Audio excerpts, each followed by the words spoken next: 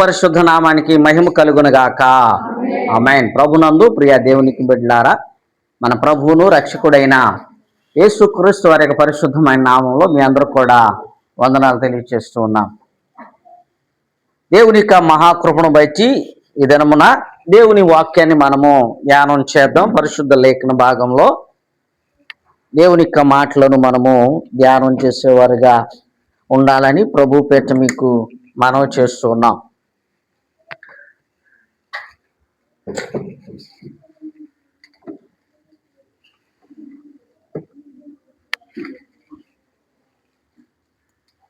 హల్లెలూయా. అందరికి కనపడుతుంది కదండి. ఇప్పటి వరకు మాటల ద్వారా దేవుని నామాన్ని మహింపరుచున్నాం. కొద్ది నిమిషాలు వాక్యం ద్వారా దేవుని నామాన్ని మహింపరదాం. పరిశుద్ధ గ్రంథంలోనికి వెళ్దాం. ప్రకటన గ్రంథంలో 21వ అధ్యాయంలో పరిశుద్ధాత్మ దేవుడు ఒక చక్కని మాటను మన కొరకు రాయించున్నాడు. 1-2 వచనాలు మనం చదివినట్లయితే, క్రొత్త భూమిని చూచితిని, మొదటి ఆకాశమును మొదటి భూమియు గతించిపోయింది, సముద్రం నీకు లేదు, నూతనమైన యెరూషలేము తన భర్త కొరకు అలంకరించబడిన సిద్ధపడి పరలోకమునున్నందున దిగి వచ్చి చూచితిని. ఇదిగో మనుషులతో కూడా ఉన్నది కాపురముండును. చాలమ్మా, దేవుడి మాటల ద్వారా మనతో మాట్లాడి మనం బలపరచునుగాక. ఆమేన్. చిన్న ప్రార్థన. పరిశుద్ధుడా, మీ పరలోకపు తండ్రి, మాటలు మీవి, మాట్లాడేవారు మీరు. నిశ్చితమైతే నా నోటిని బోరగా వాడుకు నాకును కూడి వచ్చిన బిడ్డ కావలసిన వర్తమానంతో బలపరిచి మా ద్వారా మహిమ పొందుకోమని యేసుక్రీస్తు వారికి పరిశుద్ధమైన నామములో అడుగుచున్నాను తండ్రి. ఆమేన్. చదువుబడినటువంటి మాటలు మనం విన్నాం. పరిశుద్ధాత్మ దేవుడు ముందుగానే మనకు తెలియచేస్తా ఉన్నాడు. ఏమని? క్రొత్త సృష్టి జరగబోతుంది. ఆమేన్. ఏం జరగబోతుందంట? క్రొత్త సృష్టి జరగబోతుంది, నూతన సృష్టి జరగబోతుంది. ఆ నూతన సృష్టిలో ఎవరైతే యేసుక్రీస్తునందు విశ్వాసం ఉంచి వారి పాపాలు ఒప్పుకొని క్రైస్తవ క్రమమును విశ్వాస క్రమమును ఈ లోకంలో జీవించి విశ్వాస జీవితంలో విజయాన్ని పొందుకుని ఉంటారో వారందరూ కూడా ఆ నూతన సృష్టిలోకి ఉండబోతా ఉన్నారు. ఈ పాత సృష్టి ఏమైపోయిందంట? గతించిపోయింది. అందుకని పేతురు భక్తుడు కూడా అంటాడు. పేతురు రాసిన 2వ పత్రికలో చూడండి. పేతురు రాసిన 2వ పత్రికలో 3:10లో ఆ చక్కని మాట అంటున్నాడు. 3:10లో పేతురు రాసినటువంటి 2వ పత్రిక, దొంగవలి వచ్చును, ఆ దినమున ఆకాశములు మహాధ్వనితో గతించిపోవును, పంచభూతములు మికటమైన వేండ్రముతో లయమైపోవును, భూమియు దాని మీదనున్న కృత్యములను. చూడండి ప్రియ దేవునికి బిడ్డలారా, గమనించండి. ఇక్కడ పరిశుద్ధాత్మ దేవుడు మనతో మాట్లాడుతున్నాడు. నీవు దేవుడు నిర్మించబోతున్నా, దేవుడు సిద్ధపరచబోతున్నా, దేవుడు తన శ్వాసాలతో చేయబోతున్న ఆ నూతన సృష్టిలో ఉండాలంటే ఈ పాత సృష్టిలో నువ్వు నూతన పరచబడాలి. దేవుని స్తోత్రం. హల్లెలూయా. దాన్ని అర్థం చేసుకోవాలి. ఇప్పుడు నూతన సృష్టిలోనికి నువ్వు జీవించాలంటే నీలో నూతనమైన బుద్ధి ఉండాలి, నూతనమైన క్రియలు ఉండాలి, నూతనమైనటువంటి తలంపులు ఉండాలి, నూతనమైన పరిశుద్ధమైనటువంటి తలంపులు క్రియలు మనం కలిగి ఉండాలి. కొత్త సృష్టిలో జీవించాలంటే మనం కూడా ఏమవ్వాలి? మార్పు చెందాలి. ఆమె ఈ పాత సృష్టిలో ఏ విధంగా మనం మార్పు చెందాలో దేవుని వాక్యాన్ని బట్టి మనం నేర్చుకోవాలి. దేవుని స్తోత్రం. హల్లెలూయా. ఎందుకంటే ఈ పాత సృష్టి ఏమైపోయింది? గతించిపోయింది. ఈ సృష్టి లయమైపోయేది, ఇది నాశనం అయిపోయేది. కానీ లయము కానిది దేవుడు మనలో పెట్టాడు తన ఆత్మని. దేవుని స్తోత్రం. హల్లెలూయా. ఈ శరీరం కూడా లయం అయిపోయింది. మనం అనుకుంటాం ఒకవేళ కొంతమంది అన్నం ఉందని చాలా గర్విస్తూ ఉంటారు.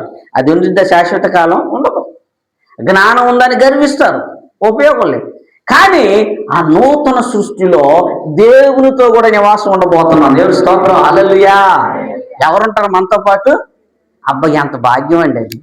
యేసుక్రీస్తుని కన్నులార చూడవచ్చు. ఆమె ఎలాగా? ఎంతకాలం మనం చూడలే, చూసామా? చూడాల. కానీ ఆయన నివాసం మనతో ఉండిద్ది అంట. దేవుడి స్తోత్రం, హల్లెలూయా. మరి ఆ భాగ్యం కావాలంటే ఈ పాత సృష్టిలో నువ్వు ఎలాగా మార్పు చెందాలి అనేది మనము నేర్చుకోవాలి. అసలు ఎందుకు దేవుడు కొత్త సృష్టి చేయబోతున్నాడో కూడా నేర్చుకోవాలి. దీనికి ఏమైంది పాత సృష్టికి అనేది కూడా మనం ఆలోచన చేయాలి. ఇది కూడా ఎంతో ఇష్టపడే చేశాడు, కానీ ఈ సృష్టి దారి తప్పిపోయింది అన్నమాట. ఆ విషయాలనే ఈ రోజున కొన్ని విషయాలు క్లుప్తంగా మనము ధ్యానం చేసేవారు ఉండాలని ప్రభు పేట మనం చేద్దాం. చూడండి, ఆది కాండములో 1:2 చక్కనిగా ఈ తెలియచేసిన మాట చూడండి. ఆది కాండము శూన్యముగా ఉండెను, చీకటి అగాధ జలముల చేత కమ్మి ఉండెను, దేవుని ఆత్మ. చూడండి ప్రియ దేవునికి బిడ్డలారా, ఈ పాత సృష్టిని దేవుడు ఎంతో చక్కగా సుందరంగా చేశాడు. ఈ పాత సృష్టి ఎవరితో ప్రారంభమైనది? ఆదాముతో ప్రారంభమైంది. ఎవరితో ప్రారంభమైందండి? ఆదాముతో. సృష్టిని చేశాడు దేవుడు. భూమి ఆకాశములు సముద్రములు అన్నిటి కూడా సృష్టించాడు. అందులో చరచరములు గాని, ఆకాశ పక్షులు గాని, భూజంతులు గాని సమస్తాన్ని సృష్టించాడు. సమస్తాన్ని సృష్టించిన తర్వాత ఆదామును సృష్టించాడు. అప్పుడు ఎట్లా అయింది? ఆదాముతో జీవన మనుగడ సాగించింది. దేవుని స్తోత్రం, హల్లెలూయా. ఈ పాత సృష్టి ఆదాముతో ప్రారంభమైంది. మొదటి మానవుడైనటువంటి ఆదాముతో ఈ సృష్టి ప్రారంభమైంది. ఆ తదుపరి ఈ సృష్టి అంతా ఆయన మూలంగా ఈ లోకంలో పుట్టారు. దేవుని స్తోత్రం, హల్లెలూయా. అందుకని మన ఆది తల్లిదండ్రులు ఎవరు? ఆదాము, అవ్వ. వారి నుంచే ఈ సృష్టి అంతా వ్యాపించింది. ఈ భూమి అంతా వారి ద్వారా ఈ సంతానం అంతా కూడా విస్తరించింది. అందుకనే ఈ భూమి ఈ పాత సృష్టి ఎవరితో ప్రారంభమైందంట? ఆదాముతో ప్రారంభమైంది. దేవుని స్తోత్రం, హల్లెలూయా. సృష్టిని సృష్టించి ఆదామును చేసి ఒక ప్రత్యేకమైనటువంటి ఏదైనా ప్రాంతం యొద్ద ఒక తోటని ఏర్పాటు చేసి ఆ తోటలో ఆయన్ని నిర్మించాడు. ఆయన పెట్టాడు అక్కడ. పెట్టి అన్నాడు, అబ్బాయి దీన్ని నువ్వు ఏలుకోయి అన్నాడు. ఈ భూమి ఆకాశ పక్షులు కానీ భూజంతువులు అన్నిటి నువ్వు పరిపాలన చెయ్యి అన్నాడు. అందుకనే ఈ పాత సృష్టి ఆదాము ద్వారా ప్రారంభమైంది. ఆదాము ద్వారా ప్రారంభమైన సృష్టి గాడి తప్పిపోయింది. ఏమైందంట? గాడి తప్పిపోయింది. అయితే నువ్వు ఇప్పుడు నూతన సృష్టిగా మార్చబడాలి. ఎలాగా? చూడండి ప్రియ దేవునికి బిడ్డలారా, క్రీస్తు దగ్గరికి వెళ్దాం మనం. పరిశుద్ధ గ్రంథంలో చూడండి, కొరింథీయులకు రాసినటువంటి 2వ పత్రిక 5:17 చక్కని మాట అంటున్నాడు. కొరింథీయులకు రాసిన పత్రిక 5:17 2వ పత్రిక, ఎవడైనను క్రీస్తునందు ఎడల దేవుని స్తోత్రం, హల్లెలూయా. చూడండి, జాగ్రత్తగా మనం అర్థం చేసుకోవాలి. ఈ నూతన సృష్టి ఎవరితో ప్రారంభం అవుతుంది? క్రీస్తుతో ప్రారంభమైంది. ఆమేన్. అక్కడ పాత సృష్టి ఏమన్నా ఆదాముతో ప్రారంభమైంది. ఇక్కడ ఏమన్నా నూతన సృష్టి ఎవరిలో ఉంది? క్రీస్తులో. అందుకని కాగా ఎవడైనా క్రీస్తుని ఎడల వాడు నూతన సృష్టి, పాతది గతించాలి. ఈ రోజున ఈ భూమి మీద బ్రతుకుతున్న మనము, యేసుక్రీస్తు రాకడ కొరకు ఎదురు చూస్తున్నటువంటి మనము, ఈ పాత సృష్టిలో ఉన్నటువంటి నేత్రాస, శరీరాస, జీవపడము, లోకాశలు, లోక తలంపులు, ఈ లోకంలో ఆచారాలు, పద్ధతులన్నిటి కూడా విడిచిపెట్టేసి నువ్వేమవ్వాలి? ఇప్పుడు నూతన పరచబడాలి. దేవుని స్తోత్రం, హల్లెలూయా. నూతన పరచబడితేనే ఆ నూతన నిత్యమైన రాజ్యంలోనికి మనము వెళ్ళగలం. నువ్వు నూతన పరచబడితేనే, నువ్వు నూతనంగా జీవిస్తేనే, నీవు పసిపిల్లవాడు వలె మనస్తత్వం కలిగి లోకంలో జీవిస్తేనే అక్కడ ఆ నూతన సృష్టిలో ఉండటానికి అవకాశం ఉంటుంది. అర్థం చేసుకోవాలి. ఈ పాత సృష్టి ఆదాముతో ప్రారంభమైంది. ఇప్పుడు నువ్వు కొత్త సృష్టిగా మార్చబడాలంటే మూలకారకుడు ఎవరు? ప్రభు అయిన యేసుక్రీస్తు వారు. ఆయనతో రెండో సృష్టి ప్రారంభమవుతుంది. దేవుని స్తోత్రం, హల్లెలూయా. ఆయనతో నువ్వు ఉండాలి అంటే, ఆయన దగ్గర నువ్వు నివాసం చేయాలంటే, ఆయన మనతో కలిసి నివాసం చేయాలంటే నువ్వు నూతన పరచబడాలి. దేవుని స్తోత్రం, హల్లెలూయా. ఏం చేయాలంట? నువ్వు నూతన పరచబడాలి. ఆదాము వంటి స్వభావాన్ని విడిచిపెట్టాలి. ఆదాము వంటి ఆ ఆజ్ఞాతిక్రమాన్ని విడిచిపెట్టాలి. ఆదాము వంటి దేశ దిమ్మరత్వాన్ని విడిచిపెట్టాలి. ఆదాము దేవునికి ఏ విధంగా అవిధేయుడు దాన్ని విడిచిపెట్టి నువ్వు దేవునికి విధేయుడుగా, దేవుని బిడ్డగా, దేవుని పోలికలకు నువ్వు మార్చబడాలి. దేవుని స్తోత్రం, హల్లెలూయా. అప్పుడు నువ్వు ఎక్కడుంటావు? నూతన సృష్టిలో ఉంటావు. ఇది మనం అర్థం చేసుకోవాలి ప్రియ దేవుడికి బిడ్డ. అందుకని అంటున్నాడు, కొత్త ఆకాశంను క్రొత్త భూమిని చేయబోతున్నాడు ఆయన. అందులో మనల్ని పెట్టాలని ఆశపడుతున్నాడు. దేవుని స్తోత్రం, హల్లెలూయా. మనతో కలిసి నివాసం చేయాలని ఆశపడుతున్నాడు. ఎందుకని? మన కోసం తన అమూల్యమైన రక్తాన్ని కార్చాడు కాబట్టి, తన అమూల్యమైన రక్తాన్ని వెలపెట్టి మనల్ని కొనుక్కున్నాడు కాబట్టి. అందుకనే మనం ఏం చేయబడాలి? నూతన సృష్టిగా మార్చబడాలి. రెండోదిగా చూడండి ప్రియ దేవునికి బిడ్డలారా, మనం చూసినట్లయితే ఆదికాండం 2:7లో చక్కని మాట ఉంటుంది.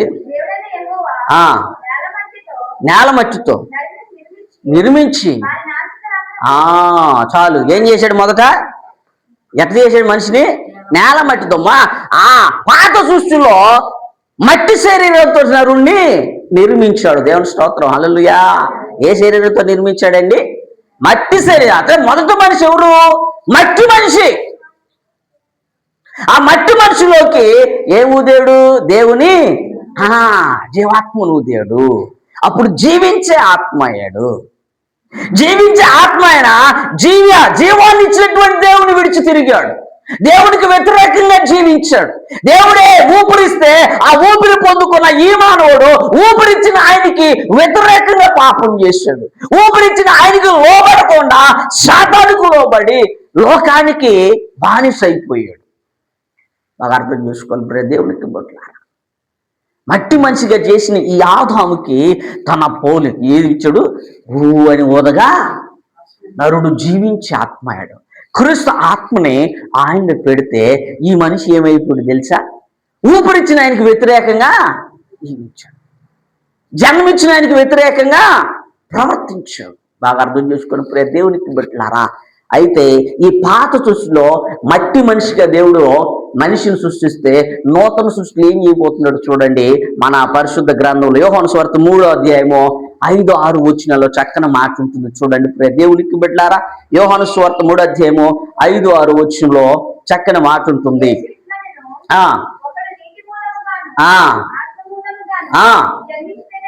దేవా స్తోత్రం, హల్లెలూయా. ఇప్పుడు నూతన సృష్టిలోకి మార్చబడిన ఆయన ఎలా జన్మించాలంట? ఆత్మ మూలంగా, వాక్యము ద్వారా. దేవుని స్తోత్రం, హల్లెలూయా. అదే 3వ వచనం చదివమ్మా.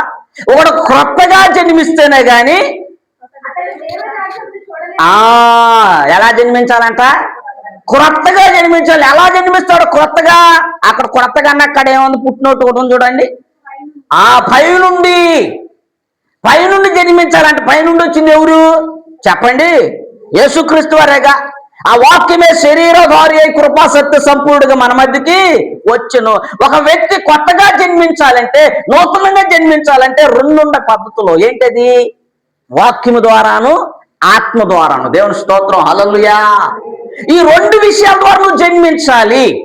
వాక్యము ద్వారా గాని, ఆత్మ ద్వారా గాని నీలోకి నూతన జన్మ రావాలి. అప్పుడు ఆ యొక్క నిత్య రాజ్యంలోనికి నువ్వు ఉంటావు. దేవుని స్తోత్రం, హల్లెలూయా. మట్టి దేహముతో ఉన్న నీవు ఇక్కడ ఈ మట్టి దేహాన్ని విడిచిపెట్టి మహిమ శరీరంగా మార్చబడాలి. ఆత్మ ద్వారా, వాక్యం ద్వారా నూతన జన్మను పొందుకోవాలి. ఎప్పుడైతే అలా పొందుకుంటావో అక్కడ నివసించడానికి నీకు స్థానం దొరికింది. దేవుని స్తోత్రం, హల్లెలూయా. ఈ పాప శరీరాన్ని ఈ విడిచిపెట్టకుండా ఎంతకాలం ఈ లోకంలో జీవించిన ఉపయోగం ఏమీ లేదు. అందుకనే మొదట మనిషి మట్టి స్వరూపంతో ఉంటే ఇప్పుడు ఆత్మస్వరూపులుగా మనం మారాల. దేవుని స్తోత్రం, హల్లెలూయా. వాక్యము ద్వారా, ఆత్మ ద్వారా నూతన జన్మలోనికి రావాలి, నూతన జన్మను పొందుకోవాలి.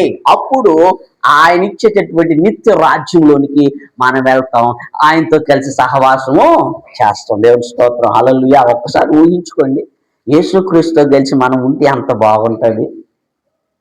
ఆలోచన చేయండి ప్రియ దేవునికి బిడ్డలారా,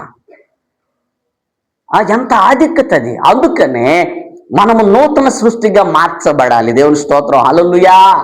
ఏం చేయాలట? ఆత్మ ద్వారా, వాక్యం ద్వారా మనం జన్మించాలి నూతనంగా. అదే నిజమైన మారు మనసు. దేవుని స్తోత్రం, హల్లెలూయా. తర్వాత మూడో చూద్దాం, చూడండి ప్రియ దేవునికి బిడ్డలారా. దేవుని ఆదికాండం 1:27లో ఒక చక్కని మాట ఉంటుంది. ఆ మాట కూడా చదువుకుని, నరుడు సృజించును. చాలండి. ఎవరి స్వరూపంలో చూచాడు? ఆ పాత దృష్టిలో మానవుణ్ణి ఆయన స్వరూపమందు. దేవుని స్తోత్రం, హల్లెలూయా. ఎంతో ఇష్టపడి నా స్వరూపంలో నా పోలిక చొప్పున నిన్ను నేను నిర్మించుకుంటే ఆ స్వరూపాన్ని, ఆ పోలికని పాపం ద్వారా పాడు చేసేసాడు. దేవుని మహిమను, దేవుని స్వరూపాన్ని పోగొట్టుకున్నాడు. దేవుని ఆత్మను పోగొట్టుకున్నాడు. దేవుడితో కలిసి సంబంధాన్ని పోగొట్టుకున్నాడు. ప్రతి సల్లపోట్లు ఏం చేసేవాడు? దేవుడు వచ్చి దగ్గరికి వాళ్ళతో కలిసి సహవాసము చేసేవాడు అన్నమాట. ఏమయ్యా ఆదాము, ఎలా ఉన్నావు? ఏంటి విషయాలు? బాగున్నావా? ఈరోజు ఏం భోజనం చేసావు? ఈరోజు ఎంతసేపు ఉన్నా, ఎక్కడ తిరిగావు, ఏం చేసావు అడిగేవాడు చక్కగా కలిసి. అవునా కదా? అలాంటి అనుబంధాన్ని పోగొట్టేసుకున్నాడు. అలాంటి మంచి మనస్తత్వాన్ని పోగొట్టుకున్నాడు, సమాధానాన్ని పోగొట్టుకున్నాడు, శాంతిని పోగొట్టుకున్నాడు. ఎంతో ఇష్టపడి నా పోలిక చొప్పున నేను నిర్మించాను. ఆ పోలికని పోగొట్టేసుకున్నాడు, ఆ స్వరూపాన్ని పోగొట్టుకున్నాడు, ఆ పరిశుద్ధతని పోగొట్టుకున్నాడు, ఆ మహిమను పోగొట్టుకున్నాడు. అందుకనే ఆ పోగొట్టుకున్న దాన్నే మరలా మనకివ్వాలనే ఆ ప్రభు యేసుక్రీస్తు ఈ లోకానికి వచ్చాడు. చూడండి దేవుని వాక్యం రోమిలకు రాసిన పత్రిక 8:29 చక్కన మాట ఉంటుంది. రోమిలు రాసిన పత్రిక 8:29 పరిశుద్ధాత్మ దేవుడు చక్కగా తన కుమారుడు శ్రేష్ఠుడగునట్లు దేవుడు ఎవరిని ముందు ఎరిగినో కుమారుడితో. దేవుని స్తోత్రం, హల్లెలూయా. ఈ నూతన సృష్టిలో నువ్వు ఉండాలంటే క్రీస్తు స్వరూపంలోనికి మారాలి. ఆమేన్. క్రీస్తు పోలికలోనికి మారాలి, క్రీస్తులాగా మారాలి. దేవుని స్తోత్రం, హల్లెలూయా. చూసారా? అక్కడ ఏమన్నా దేవుని పోలిక చొప్పున చేస్తే దాన్ని పోగొట్టుకున్నాము. మరలా ఇప్పుడు ఆ పోగొట్టుకున్న దాన్ని ఇవ్వటానికే ఆ నజరేయుడైన యేసుక్రీస్తు వారు, ఆ వాక్యమైన దేవుడు, ఆ ఆది అయిన దేవుడు, ఆ పరిశుద్ధుడైన దేవుడు మానవ స్వరూపాన్ని ధరించుకుని ఈ లోకానికి వచ్చున్నాడు. మనం ఇప్పుడు ఎవరి స్వరూపంలోకి మారాలి? క్రీస్తు స్వరూపంలోనికి, క్రీస్తు మహిమలోనికి మనము మారాలి. దేవుని స్తోత్రం, హల్లెలూయా. ఇది మనం నేర్చుకోవాలండి. ఆల్రెడీ ఆ పాత సృష్టిలో పోగొట్టుకున్నాడు కాబట్టి, ఆ పాత సృష్టిలో దేవుడికి దూరమయ్యాడు కాబట్టి, ఆ పాత సృష్టిలో దేవునికి దుఃఖాన్ని కలిగించాడు కాబట్టి, ఆ పాత సృష్టిలో దేవుని యొక్క సంబంధాన్ని, సహవాసాన్ని కోల్పోయాడు కాబట్టి, ఆ దేవాతి దేవుడు ఈ లోకానికి వచ్చి మనల్ని ఆయన స్వరూపంలోనికి మార్చుకోవాలని ఇష్టపడుతున్నాడండి, ప్రయాసపడుతున్నాడు. తన అమూల్యమైన పరిశుద్ధమైన రక్తాన్ని కార్చాడు. అందుకనే ఈ పాత సృష్టిలో నివసిస్తున్న మనము ఎవరి స్వరూపంలోకి మారాలంట? క్రీస్తు స్వరూపంలోనికి మారాలి. క్రీస్తులాగా బ్రతకాలి, క్రీస్తులాగా జీవించాలి, క్రీస్తులాగా మాటలు ఉండాలి, క్రీస్తులాగా క్షమ ఉండాలి, క్రీస్తులాగా ప్రేమ ఉండాలి, క్రీస్తులాగా కరుణ ఉండాలి, క్రీస్తులాగా జాలి కలిగిన మనస్సు ఉండాలి. అయ్యే క్రీస్తులాగే ఆత్మ ఫలాలు ఉండాలి. యేసుక్రీస్తు వారు ఆ 9 ఆత్మలాలకి పరిపూర్ణంగా ఫలించగలిగిన ఏకైక దేవుడు. దేవుని స్తోత్రం, హల్లెలూయా. అది నువ్వు సంపాదించుకోవాలండి. దేవుని స్తోత్రం, హల్లెలూయా. వరకని వెళ్ళిపో నూతన సృష్టిలోకి. అవునా కాదా? నూతన సృష్టిలో నువ్వు ఉండాలి అంటే క్రీస్తు స్వరూపంలోకి రావాలి మొదట. ఆమేన్. క్రీస్తు వలె బ్రతకాలి. అందుకే పౌలు అంటాడు, నేను క్రీస్తు పోలి బ్రతుకుతున్న ప్రకారం మీరు నన్ను పోలి. ఆ మాట అనాలంటే ఎంత ధైర్యం ఉండాలండి అసలు. అవునా కదా? అట్లా క్రీస్తుని పోలి నడవాలి మనం. దేవుని స్తోత్రం, హల్లెలూయా. ఆయన పోలికలకు మార్చబడాలి, ఆయన స్వరూప్యాల్లోకి మార్చబడాలి, ఆయనలాగా బ్రతకాలి. ఆయన ఏ విధంగా జీవించాడో, ఎలా మాట్లాడాడో, ఏ విధమైన క్రమాన్ని అనుసరించాడో, ఏ విధముగా దేవునికి లోపడ్డాడో, ఏ విధంగా తన భక్తిని కాపాడుకున్నాడో, ఏ విధంగా తన పరిశుద్ధతను కాపాడుకున్నాడో, ఏ విధంగా తన యథార్థతను, నీతిని కాపాడుకున్నాడో, అలాగ మనము క్రీస్తు స్వరూపంలోకి వచ్చినట్లయితే ఆ యొక్కటువంటి శాశ్వతమైనటువంటి రాజ్యము, నిత్యమైనటువంటి రాజ్యంలో నువ్వు నివసించడానికి అవకాశం ఉంటుంది. దేవునికి బిడ్డలను అర్థం చేసుకోనండి. దేవుడు నూతన సృష్టిని చేయబోతున్నాడు మన కోసము. ఆ నూతన సృష్టిలో నీవు, నేను, మనం అందరం ఉండాలంటే మొదట మనం ఏం చేయాలంట? క్రీస్తును జన్మించాలి. దేవుని స్తోత్రం, హల్లెలూయా. నూతన సృష్టిగా మార్చబడాలి క్రీస్తులో. రెండోదిగా మనం ఆలోచించే వాక్యము ద్వారా, పరిశుద్ధాత్మ ద్వారా జన్మించాలి. మూడోదిగా మనం ఆలోచన చేసినట్లయితే క్రీస్తు స్వరూపంలోనికి మార్చబడాలి. నాలుగోది కూడా చూడండి, పరిశుద్ధ లేఖన భాగంలో రోమిలకు రాసిన పత్రిక 5వ అధ్యాయం 12వ వచనం చదవండి. రోమిలకు రాసిన పత్రిక 5వ అధ్యాయం 12వ వచనంలో ఒక మనుషుని ద్వారా లోకంలోనికి వచ్చినాయి. అలాగుననే మనుషులందరూ చాలమ్మా ఈ యొక్కటువంటి పాత సృష్టిలో దేవుడు ఎంతో ఇష్టపడి చేసిన సృష్టిలో ఏమొచ్చింది? మరణం వచ్చేసింది ఆ సృష్టిలోనికి. నిజంగా ఆదాము, అవ్వ మంచి చెడు వృక్షఫలాన్ని తినకుండా జీవవృక్ష ఫలాన్ని తిన్నట్టు ఎంత బాగుండేది, అవునా కదా? మరణం ఉండేదే కాదు. ఈ పాత దృష్టిలో మరణాన్ని తెచ్చుకున్నారు. మానవులు ఏం తెచ్చుకున్నారంట? మరణాన్ని తెచ్చుకున్నారు. అందుకని అంటున్నాడు, పాపం చేయటం వల్ల ఏమొచ్చిందంట? మనకి మరణం వచ్చింది. ఈ మరణం కింద మగ్గిపోతున్న మానవుని విడిపించాలి, పాపంలో మగ్గిపోతున్న మానవుని విడిపించాలి. ఆ సంకల్పంతో ఆ పరిశుద్ధుడైన క్రీస్తు వచ్చాడు. దేవుని స్తోత్రం, హల్లెలూయా. ఎందుకని? ఏ మానవుడు మన పాపం నుంచి విడిపించలేడు, ఏ మానవుడు మన మరణం నుండి తప్పించలేడు. అందుకనే ఆ దేవాతి దేవుడే, పరిశుద్ధుడైన క్రీస్తు మానవుడు మరణం నుంచి విడిపించాలి, పాపం నుంచి విడిపించాలని చెప్పేసి ఈ లోకానికి ఆయన వచ్చాడు. అందుకని దేవునికి బిడ్డలారా, ఆయన మొదట మానవుడు మరణం తెచ్చుకుంటే ఈ మానవుడు ఏం తెచ్చాడు? నిత్య జీవాన్ని తెచ్చాడు. దేవుని స్తోత్రం, హల్లెలూయా. చూడండి ఆ వాక్యాన్ని కూడా పరిశుద్ధ లేఖన భాగంలో యోహాను సువార్త 3వ అధ్యాయము 16వ వచనం అంటున్నాడు, దేవుడు లోకమును ఎంతో కాగా అద్వితీయ కుమారుని విశ్వాసం ఉంచువాడు నశింపగా. అబ్బా, దేవుని స్తోత్రం, హల్లెలూయా. మొదటి మానవుడు మరణాన్ని తెచ్చుకుంటే ఈ యొక్కటువంటి మానవ స్వరూపుకి వచ్చిన ఈ క్రీస్తు ఏం తెచ్చాడు? మనకి నిత్య జీవాన్ని తెచ్చాడు. దేవుని స్తోత్రం, హల్లెలూయా. ఎవరైతే క్రీస్తులో నివసిస్తారో, ఎవరైతే నూతన జన్మగా మార్చబడతారో, ఎవరైతే క్రీస్తు స్వరూపంలోకి వస్తారో, ఎవరైతే వాక్యం ద్వారా, పరిశుద్ధాత్మ ద్వారా కట్టబడతారో వారిలోకి ఏమొచ్చిందంట? నిత్య జీవం వస్తుంది. దేవుని స్తోత్రం, హల్లెలూయా. చూడండి, దీన్ని కొనుక్కునే పని లేదండి. దీనికి ఏమైనా ఖర్చు పెట్టాలా? చెప్పండి అమ్మా. దీనికి నిత్య జీవాన్ని పొందుకోవడానికి ఏమైనా ఖర్చు పెట్టాలి? మనము డబ్బులు ఏమైనా కట్టాలా? చెప్పండి అమ్మా, డబ్బులు ఏమైనా కట్టాలా? నో, ఉచితంగా వచ్చింది అది. ఆమె దేవుని స్తోత్రం, హల్లెలూయా. ఏంటన్నారు? దేవుడు లోకమును ఎంతో ప్రేమించాడు, అంతే.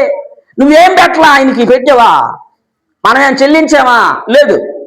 ఆయన మనల్ని ప్రేమించాడండి. దేవుని స్తోత్రం, హల్లెలూయా.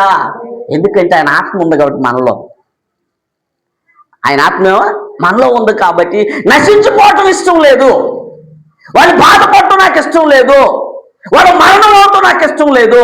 కాబట్టి ఆయన లోకానికి వచ్చి అందరి నిమిత్తము ఏం చేశాడంట? నిత్య జీవాన్ని. దేవుని స్తోత్రం, హల్లెలూయా. మనం చేసిన పాపాలకి, మనం ఆజ్ఞాతిక్రమం వల్ల చేసినటువంటి పాపాలకి మరణం మనం తెచ్చుకుంటే ఆ పాపాలు తీసివేయటానికి శ్రమను ఆయన అనుభవించాడు, మరణాన్ని ఆయన అనుభవించాడు. ఎంత గొప్ప దేవుడు అండి! ఇలాంటి దేవుడు ఎవరికైనా దొరుకుతాడు అసలు? ఆలోచించి, అందుకనే ఆయన ద్వారా, మొదటి మానవుడి ద్వారా పాత సృష్టిలో మరణము, శాపము, అది పాపము వల్ల మరణము వచ్చేసింది. కానీ ఈ నూతన సృష్టిలోకి వెళ్ళాలంటే ఈయన ద్వారా ఏమవుతుంది? మనకి నిత్య జీవము. దేవుని స్తోత్రం, హల్లెలూయా. ఇది సంపాదించుకోవాలి. ఇంతకాలం బ్రతికి ఇన్ని సంవత్సరాలు భక్తి జీవితాన్ని చేసి దీన్ని పొందుకోకపోతే అంతకన్నా ఇంకా దౌర్భాగ్యం ఉంటారు ఎవరు. కాబట్టి నిత్య జీవాన్ని పొందుకునే అనుభవం అది క్రీస్తులోనే ఉంది. ఆమె నిత్య జీవం ఎవరిలో ఉందండి? క్రీస్తులో ఉంది. ఈ లోకంలో ఎవరు ఇవ్వలేరు, ఈ లోకంలో ఎక్కడో దొరకదు, ఈ లోకంలో ఎవరు చూపించలేరు, ఎవరు ఇవ్వలేరు, ఎవరి దగ్గర లేనిది మా ప్రభు అయిన యేసుక్రీస్తు దగ్గర ఉంది. దేవుని స్తోత్రం, హల్లెలూయా. అది ఉచితంగా ఇస్తాడు. ఆమె ఇది మనం అర్థం చేసుకోవాలి. తర్వాత దేవునికి బిడ్డలారా, తర్వాత మాట చూడండి, కొరింథీయులకు రాసిన మొదటి పత్రిక 15వ అధ్యాయము 47వ వచనంలో చూస్తే ఈ పాత సృష్టి భూ సంబంధమైనది. చదవమా.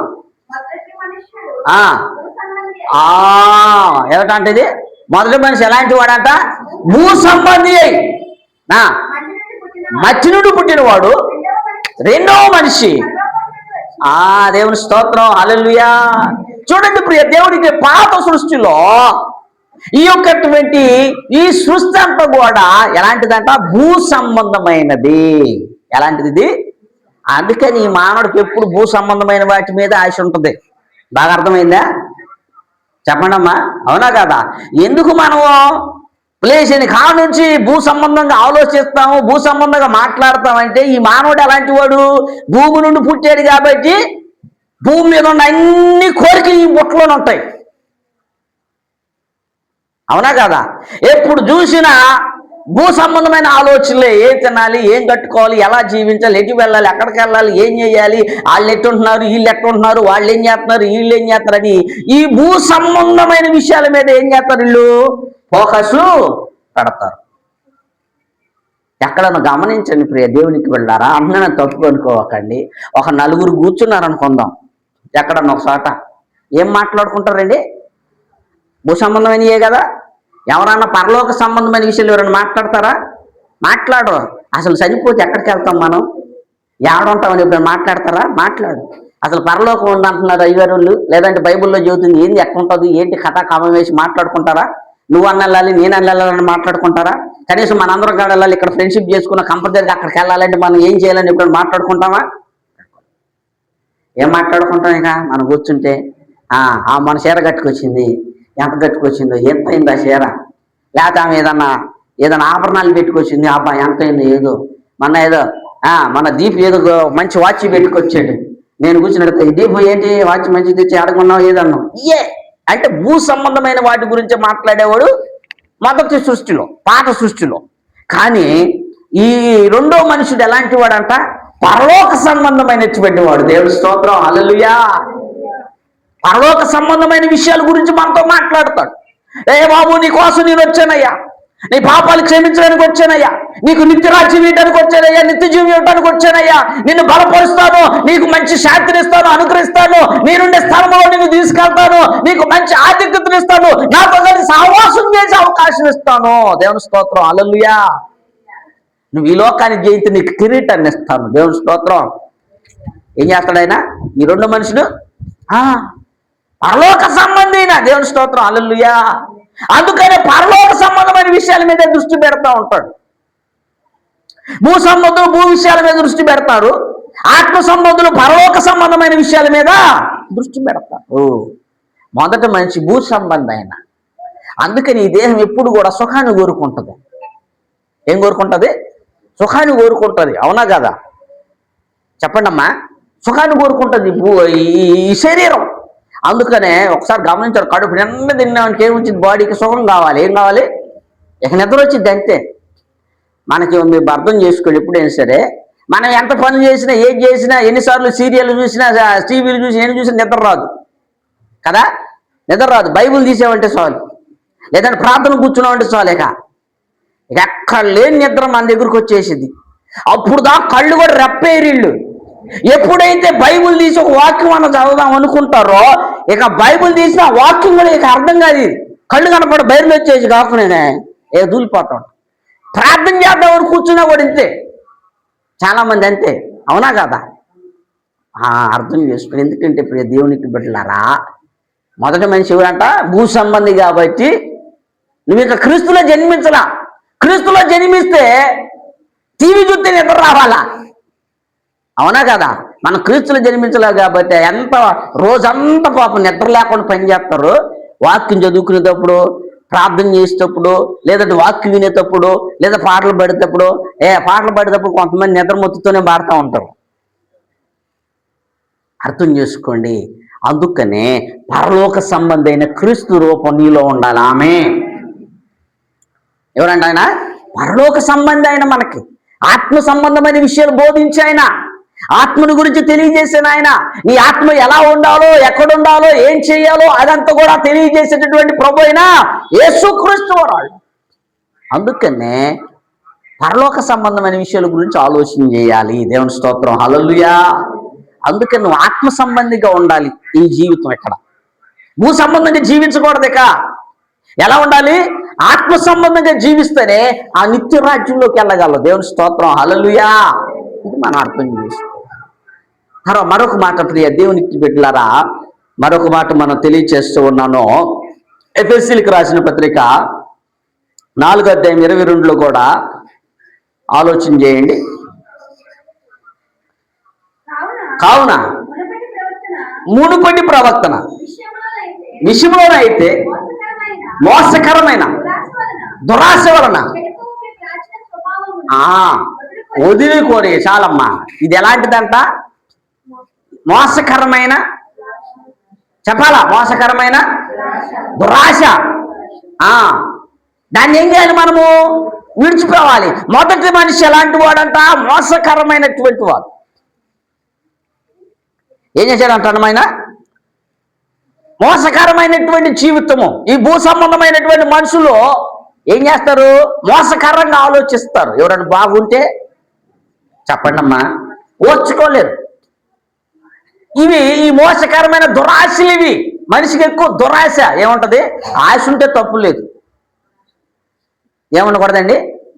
చెప్పండి. ఆశ ఉంటే తప్పు లేదు. అది వాక్యానుసారంగానే ఆశ కలిగిన ప్రాణాన్ని. కానీ ఏమి ఉండకూడదు? మనిషికి దురాశ ఉండకూడదు, అత్యాశ కూడా ఉండకూడదు. అత్యాశ అంటే ఏంటి? దురాశ అంటే ఏంటి? మాకేం తెలుసయ్యా, పేర్లు అయితే ఉన్నాయి కానీ అంటారా?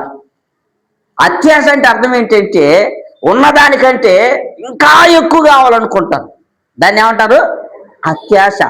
దురాశ అంటే అర్థం ఏంటంటే ఎదుటోడు బాగుపడకూడదు, నేనే బాగుపడాలనేవాడిది దురాశ. అర్థమైందా? ఈ భూ సంబంధమైనటువంటి మానవుడు అలాంటి వాడు. ఈ ప్రాచీనటువంటి దుష్ట స్వభావాన్ని, ఈ ప్రాచీనమైనటువంటి చెడు స్వభావాన్ని విడిచిపెట్టేసి ఏం చేయాలి? అక్కడ చదవమ్మా, 24లో చదువు. 4:24.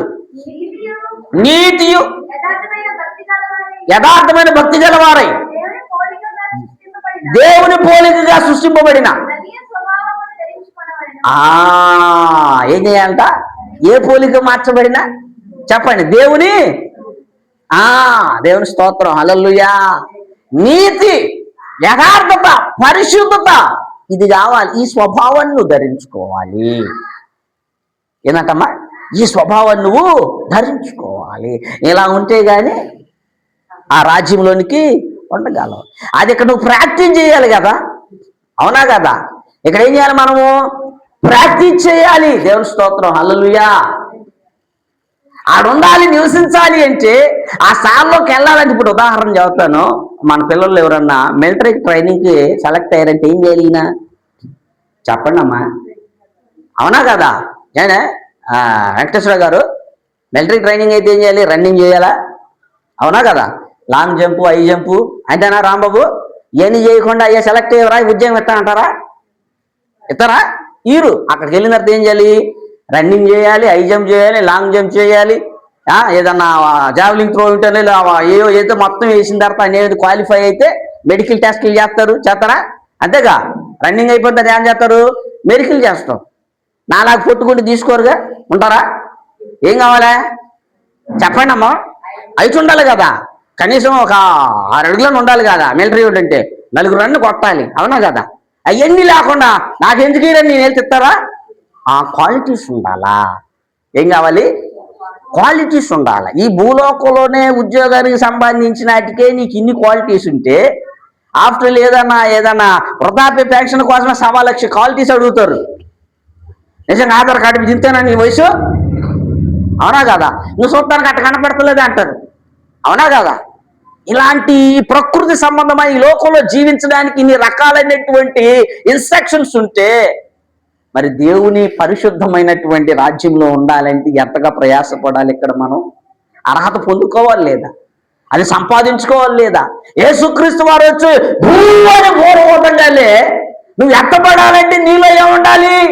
ఎత్తబడే అర్హత ఉండాలి, అవునా కదా? ఏం కావాలి? నీతియు, యథార్థతయు, భక్తి, పరిశుద్ధత ఉండాలా లేదా? ఇవేమి లేకుండా నేను ఆయన రాజ్యంలో ఉంటానంటే సరిపోదు. అందరూ అన్నారు అట్లాగే. ఏమని? మీ రాజ్యంలోకి వస్తామయ్యా అన్నారు. ఆయన ఏమంటున్నాడు? అక్రమము చేయవారులారా మీరెవరు? ప్రభువా ప్రభువా అని పిలుచు ప్రతివాడు ఎక్కడ చేడంట? అదేంటయ్యా వాళ్ళు అడుగుతారట. ఏమని? అదేంటయ్యా ప్రభువా, నీ పేరు మీద అద్భుతాలు చేసాం కదా, నీ పేరు మీద స్వస్థత క్రియలు చేసాం కదా, నీ పేరు మీద అనేక మంది జయ్యాలు కొట్టాం కదా, నీ పేరు మీద ఎన్నో కార్యాలు మేము చేసాం కదా. ఆ మాట అంటున్నారు ఏంటయ్యా మీరు? అప్పుడు ప్రభు అంటున్నాడు, ఏమన్నాడు? అక్రమము ఏం చేయలేదు వీళ్ళు, క్రమం చేయలా. క్రైస్తవానికి ఏముంటది? క్రమం ఉంటుంది. ఆ క్రమాన్ని విడిచిపెట్టేసి అక్రమం చేశారు. అక్రమం చేయటం అంటే అర్థం ఏంటి? అది సొంతం కోసం చేసేటని అర్థం. ఏంటది? స్వలాభం కోసము, స్వార్థం కోసము చేసేదాన్ని అక్రమం అంటారు, అవునా కదా? అక్రమం ఎందుకు చేస్తారు? అక్రమం ఎక్కడ జరిగిద్ది? బాగా అర్థం చేసుకోండి. ఇప్పుడు చట్టాన్ని మనం పాటించకపోతే ఏమవుతాము? అవునా కదా? ఒక చట్టాన్ని మనం కానీ పాటించకపోతే ఏమొచ్చింది మనలోకి? అది అక్రమమే కదా. ఎప్పుడైతే దేవుని ఆజ్ఞను పాటించకుండా, దేవుని చిత్తాన్ని పాటించకుండా వారి ఇష్టానుసారంగా చేస్తారో దాన్ని అక్రమం అంటారు. వారికి నచ్చినట్టు చేస్తారు, దాన్ని అక్రమం అంటారు. అందుకే ప్రభు అంటున్నాడు, అక్రమము చేయవారులారా మీరెవరో నాకు తెలియదయ్యా. చూడండి ప్రియ దేవునికి బిడ్డలారా, అంత్య దినాల్లో మనం ఉన్నాం.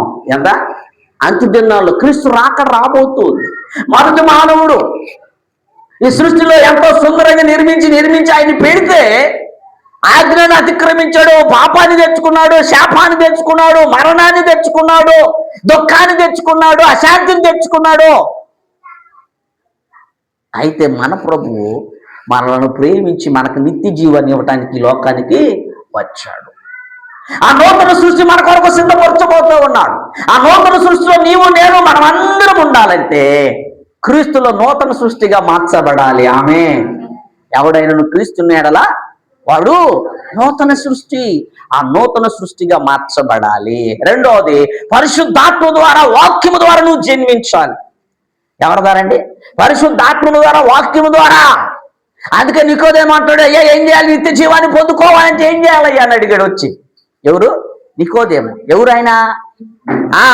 సన్హెడ్రిన్ సభలో ఆయన ఒక మంచి సభ్యుడు అనమాట. వచ్చి అడిగాడు, అదేంటి నీకు తెలియదా అని అంటున్నాడు ప్రభు. ఆయన నీకు తెలీదా? ధర్మశాస్త్రం ఎరిగిన వాడు కదా, ధర్మశాస్త్రాన్ని చదువుకున్నవాడు కదా, లేఖన జ్ఞానం ఉంది కదా, నీకు తెలియదా అని అడిగి, ఒకడు కొత్తగా జన్మిస్తేనే కానీ దేవుని రాజ్యంలోనికి అంటాడు. అదేంటయ్యా, నేను ఒకసారి తల్లి గర్భంలో జన్మించాను కదా, మరలా ఎలా జన్మించాలంటే ఇది ఎలా సాధ్యమంటే ప్రభు అంటాడు, గాలి తనకిష్టమైన చోటల్లా విసిరిద్ది. అది ఎక్కడి నుంచి వచ్చిందో, ఏడ నుంచి వెళ్తుందో తెలియదు. ఆ గాలే పరిశుద్ధాత్మ సాదృశ్యం. ఏమైంది? మనలోకి వచ్చింది. ఏంటి అది? భూ అని ఓదంగా లేవచ్చింది, ఊపిరేగొచ్చింది. ఈ ఆత్మ ప్రపంచంలో అన్ని చోట్ల ఒకేసారి కార్యం చేయగలదు. దేవుని స్తోత్రం, హల్లెలూయా. అవునా కదా? పరిశుద్ధాత్మ ఈ రోజున ప్రపంచ దేశంలో దేవుడు స్తుతించబడుతుంది, ఆరాధించబడుతుందంటే ఆత్మ కార్యమే కాదా? అందుకనే ఆత్మ ద్వారా, వాక్యము ద్వారా కొత్తగా జన్మించాలి. మూడోది ఏమన్నాడు? ప్రియ దేవునికి బిడ్డలారా, క్రీస్తు స్వరూపంలోనికి మారాలి. పరిశుద్ధ ఆత్ముడు ఉంటే ఆయన స్వరూపంలోకి మారుతాడు. ఆమేన్. అవునా కదా? మనలో పరిశుద్ధాత్ముడు ఉంటే ఆయన స్వరూపులోకి మనం మారుస్తాడు. అది మనం పొందుకోవాలి. దేవుని స్తోత్రం, హల్లెలూయా. తర్వాత ఏమన్నాడు చూడండి, క్రీస్తులో మనకేమొచ్చింది? నిత్య జీవము, ఆశీర్వాదము. శాపము పోయి ఏమొచ్చింది మనకి? ఆశీర్వాదం, నిత్య జీవాన్ని దేవుడు మనకిస్తున్నాడు. ఎప్పుడైతే క్రీస్తులో ఉంటావో అప్పుడు నీకేమొచ్చిందంట? ఆశీర్వాదం వచ్చింది, నిత్య జీవం వస్తుంది. లోకంలో జీవిస్తే రాదు, లోకంలో జీవిస్తే రాదు. మనం లోకంలో జీవించకూడదు. ఎక్కడ జీవించాలి? క్రీస్తులో జీవించాలి. దేవుని స్తోత్రం, హల్లెలూయా.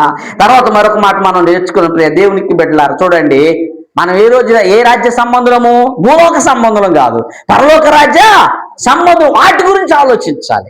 భూ సంబంధమైన వాటి మీద మనసు పెట్టకుండా పరలోక సంబంధమైన వాటి మీద మనసు పెట్టినప్పుడు నిజముగా క్రీస్తు రాజ్యములోనికి, దేవుని రాజ్యములోకి, ఆ నిత్యమైన పట్టణంలోనికి మనం ఉండటానికి అవకాశం ఉంటుంది. తర్వాత పాత మనిషి గతించాలి. ఏం చేయాలంట? పాతవి గతించాలి, కొత్త మనిషిగా మార్పు చెందాలి. దేవుని స్తోత్రం, హల్లెలూయా. నువ్వు కొత్త మనిషి అంటే క్రీస్తులో నువ్వు కొత్త మనిషిగా మారాలి. దేవుని స్తోత్రం, హల్లెలూయా. ఎవరిలోకి మార్చబడాలి? నువ్వమ్మా క్రీస్తులోనికి మార్చబడాలి. చాలా మంది ఆళ్ళలాగా మనం ఉందాం, వాళ్ళ వల్లే మనం ఉందాం, వీళ్ళ వల్లే మనం ఉందాం. వద్దు. మనం ఎవరి వల్లే ఉండాలి? క్రీస్తు వల్లే ఉండాలి.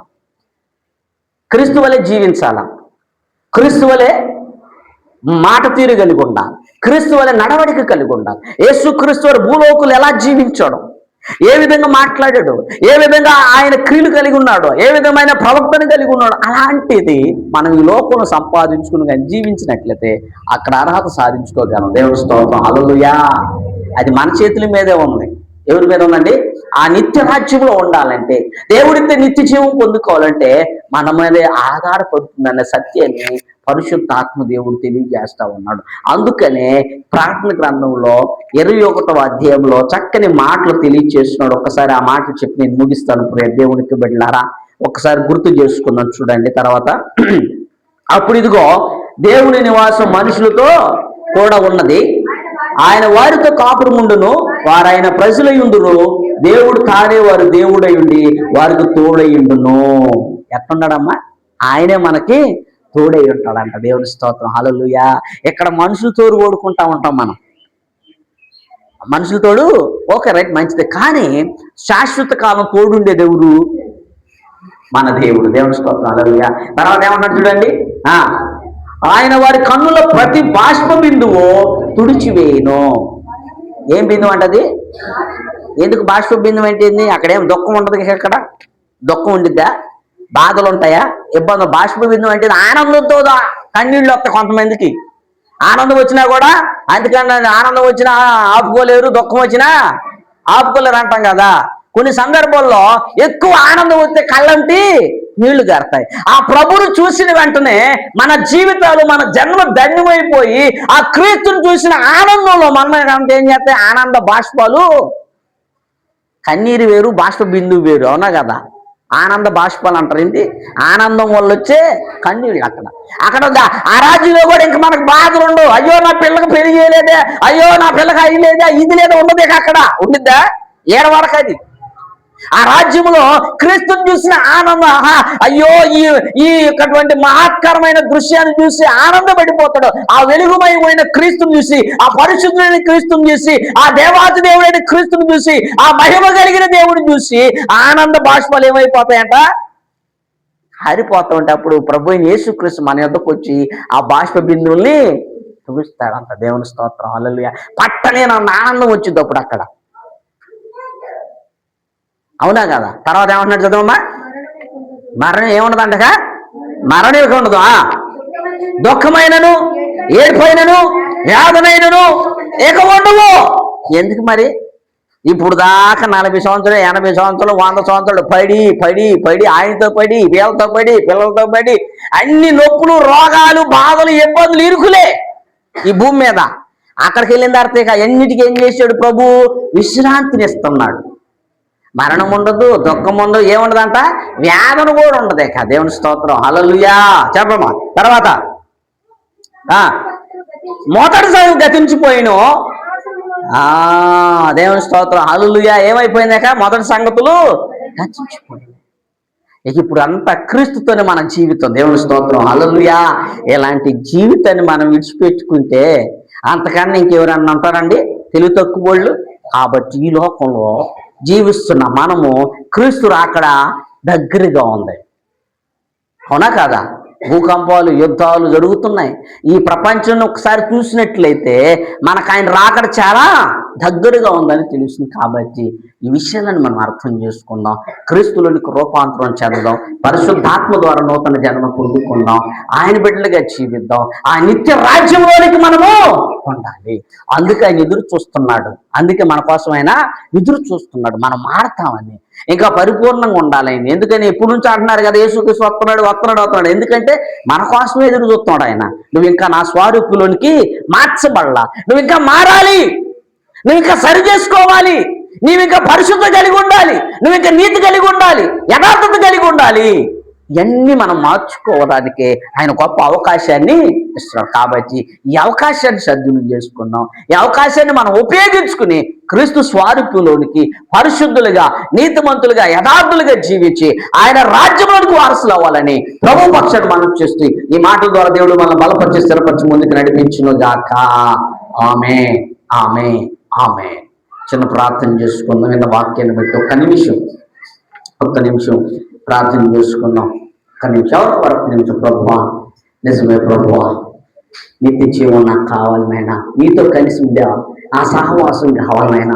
నువ్వు నివసించే స్థలంలో, ఆ నిత్య రాజ్యంలో, ఆ నిత్యమైన పట్టణంలో, ఆ యొక్కటువంటి యెరూషలేము పట్టణంలో, ఆ రాజ్యంలో మేము నివసించాలని ఆశపడుతున్నాం. దేవానికి స్తోత్రం, స్తోత్రం, స్తోత్రం, స్తోత్రం. హల్లెలూయా. ప్రార్థన చేసుకుని ఎవరు ఒక్క నిమిషం ప్రార్థన చేసుకుని దేవానికి స్తుతి, స్తుతి, స్తుతి, స్తుతి, స్తుతి, స్తుతి, స్తుతి. హల్లెలూయా, హల్లెలూయా, హల్లెలూయా. గ్లోరీ పరిశుద్ధ. చిన్న వాక్యాన్ని బట్టి ఒక్క నిమిషం ప్రార్థన చేసుకున్నాం. మౌన కలిసి ప్రార్థన చేసుకున్న ప్రభు, నిజమే నాయన, నేను నీతి జీవం పొందుకోవాలనుకుంటున్నాను నాయన, నీతో కలిసి సహవాసం చేయాలనుకుంటున్నాను నాయన. అయా నీ స్వార్థులకు నేను మార్చబడాలి ప్రభా. ఈ భూ సంబంధమైన విషయాల మీద దృష్టి పెట్టకుండా ఆత్మ సంబంధమైన విషయాల మీద, దేవా నీ రాజ్య సంబంధమైన విషయాల మీద మనసు పెట్టడానికి ఒక దైత్యం ప్రార్థన చేద్దాం. దేవానికి స్తోత్రం, స్తోత్రం, స్తోత్రం, స్తోత్రం నాయన. నా రోగంలో తీసివేయండి, నా బలహీనత కొట్టివేసి నాకు నాయన నిత్య ఆనందం, నిత్య జీవం నాకు దయచేయబోతున్నందుకు నీకు స్తోత్రాలు నాయన. నీ రాజ్యంలో ప్రభావ ఏ వేదన ఉండదో, దుఃఖం ఉండదో, బాధ ఉండదో, కన్నీరు ఉండదని తెలియజేస్తున్నాం ప్రభా. ఈ లోకంలో ఎంతకాలం మేము బ్రతికినా కానీ బాధలు ఇబ్బంది తీర్చలేను ఆయన. వీటన్నిటిని స్వస్థ చెప్పాలి ప్రభువా. ఈ లోకంలో నేను పరిశుద్ధంగా జీవించడం గొప్ప దయచేయండి, నాకు యథార్థంగా జీవించడం గొప్ప దయచేయండి. ప్రార్థన చేద్దాం. నేను ప్రార్థన చేస్తున్నాను. దేవుని రాజ్యంలో ఆ నిత్యమైన పట్టణం ఉండాలి, మేము రూపాంతరం చెందాలి, పరిశుద్ధంగా ఉండాలి, నీతి కలిగి ఉండాలి, యథార్థత కలిగి ఉండాలి, నిత్య జీవాన్ని అనుసరించాలి, నిత్య జీవాన్ని పెట్టుకోవాలని ఆశపడుతున్నట్లయితే ఇప్పుడు హస్తం పైకెత్తని మేము ప్రార్థన చేసే సిద్ధంగా ఉన్నాం. దేవానికి స్తుతి, స్తుతి, స్తుతి, స్తుతి, స్తోత్రం. పరిశుద్ధ ప్రేమ గల తండ్రి, పరిశుద్ధమైన నామాన్ని స్తుతి చెల్లిస్తాము. ఈ రోజున మీరు మాతో సూటిగా మాట్లాడేందుకు మీకే స్తుతి స్తోత్రాలు నాయన. నమ్మకమైన బిడ్డలు గాను నాయన, నీ పరిసరాలు గాను, నీ యొక్క బిడ్డలుగా జీవించడం ప్రయత్నించండి. ఆ నిత్య జీవానికి వారసులుగా ఉండాలి ప్రభావ. నీ పరిశుద్ధత కలిగి ఉండాలి నాయన.